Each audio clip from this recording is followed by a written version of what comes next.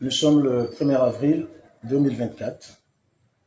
Vous voyez, dans l'état où je me trouve, je suis souffrant, j'étais à l'hôpital, mais j'ai appris que le logement privé de Madame Minafana a été attaqué ce matin, où en quelque sorte des policiers de la police nationale et de la police municipale de Moroni sont arrivés et ils ont cassé les cadenas qui étaient là pour mettre une fiche qui montre comme quoi cet appartement ou bien cet immeuble de Madame Minafana désormais appartient à l'État comorien.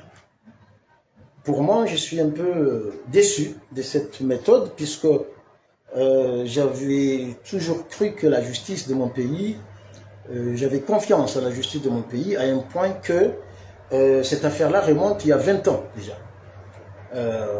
Vous le savez, et si vous ne le savez pas, c'est que cet immeuble appartenait à Grimaldi. Grimaldi, après son décès, il y a eu un testament qui a été fait en 1995, qui a donné les biens de Grimaldi à son employé. À l'époque, elle était employée de Grimaldi, sans que la personne, sans que cette personne était au courant de ce testament. Et en 2020, sont arrivés qu'il y a eu également le fait qu'il était malade. Et comme Grimaldi était un homme, c'était un juriste, il était avocat, il est venu dans ce pays étant avocat avant de se convertir aux entreprises de la vanille et autres. Alors, il a fait une donation après le mariage qui a eu lieu à Paris avec Madame Minafana, la Marocaine. Donc, c'est comme ça comment ce qu'on appelle aujourd'hui la Marocaine a eu ses biens de Grimaldi au Comores. Ce n'était pas quelque chose de si extravagant, mais c'est suivi la loi française et la loi comorienne. Et puis ensuite, en 2019, la Cour suprême et la Cour d'appel ont donné raison à Madame Fana de s'approprier des biens de Grimaldi. Aujourd'hui, il y a 3 ministres qui ont signé 2 arrêtés. Un arrêté pour s'approprier les biens de Grimaldi. Déjà, le fait de dire qu'on veut s'approprier le bien de Grimaldi, il y a une faute juridique parce qu'il n'y a pas de biens de Grimaldi aujourd'hui. La Cour suprême a déjà mis fin. Les biens qui sont là aujourd'hui appartiennent à Madame Minafana, selon l'arrêt de la Cour suprême, l'arrêt numéro 27 de la Cour suprême. Moi, je suis déçu, étant comorien et non public, de voir cette affaire-là parce que, a priori, nous n'avons pas été saisis. Moi, je parle en tant que mandataire de Madame Minafana. J'ai pris cet immeuble comme bureau, c'est là où je travaille, donc je suis responsable de ces immeubles. Personne ne m'a informé, dès le début jusqu'à maintenant, de ces démarches qui sont en train de se faire par une commission montée par le gouvernement pour s'approprier des biens de Grimaldi. Alors, la question se pose aujourd'hui. Les biens de Grimaldi, ce n'est pas uniquement de bâtiments, mais il y a des biens de Grimaldi qui sont pris par d'autres particuliers. Notamment, il y a Philippe Poirot.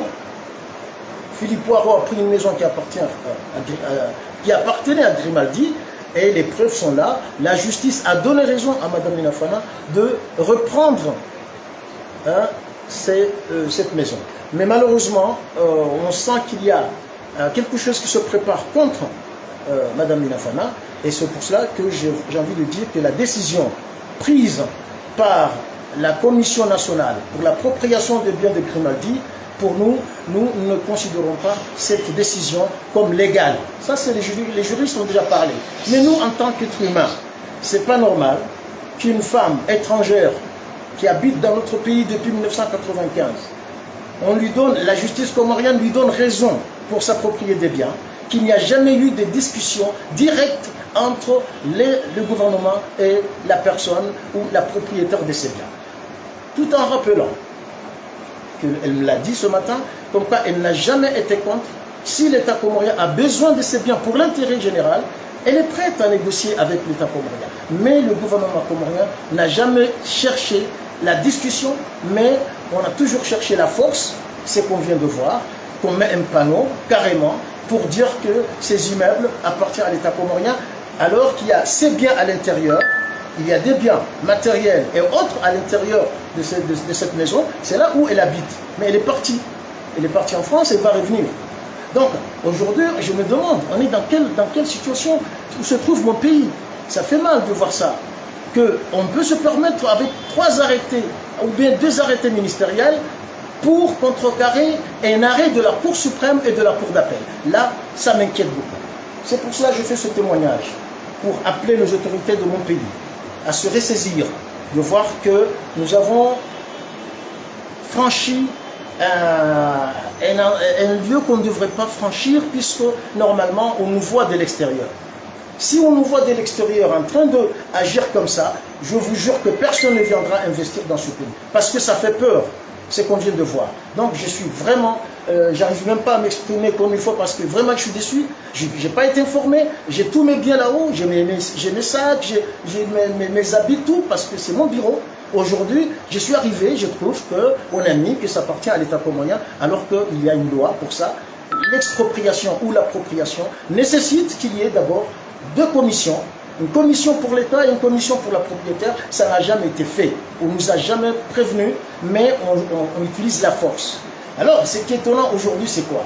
Il n'y a pas eu une réquisition du procureur de la République. Alors que pour intervenir, il faut qu'il y ait une réquisition du procureur de la République. Niet, il n'y a pas eu ça. Donc, il n'y a pas eu, le président du tribunal ne s'est jamais prononcé sur cette affaire. Mais un président du tribunal de commerce qui fait office du président de la Commission nationale d'appropriation des biens de Grimaldi, alors qu'il n'y a pas de biens de Grimaldi dans ce pays, il y a des biens de Madame Minafana. Voilà, mesdames et messieurs, le témoignage que j'ai voulu montrer, et que ça me fait mal que mon pays est arrivé à ce stade-là, hein, de violer la loi, de violer même les décisions de notre tribunal, hein, par une personne ou bien par un groupe de personnes, sans tenir compte les conséquences que ça peut produire pour notre pays.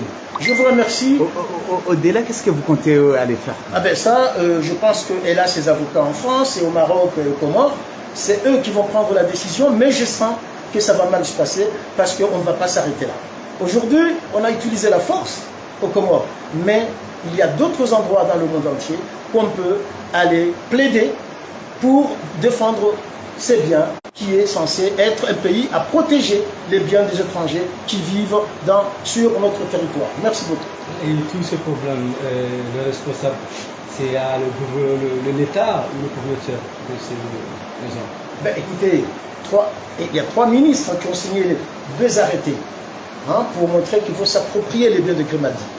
Donc nous avons attaqué, c'est-à-dire que les juristes et les avocats de Mme Minafana ont attaqué à la justice. Il n'y a jamais eu de réponse. Mais ils ont porté plainte contre les arrêtés ministériels. Donc même aujourd'hui, on a demandé et référé, parce que c'est la 2e fois qu'il y a une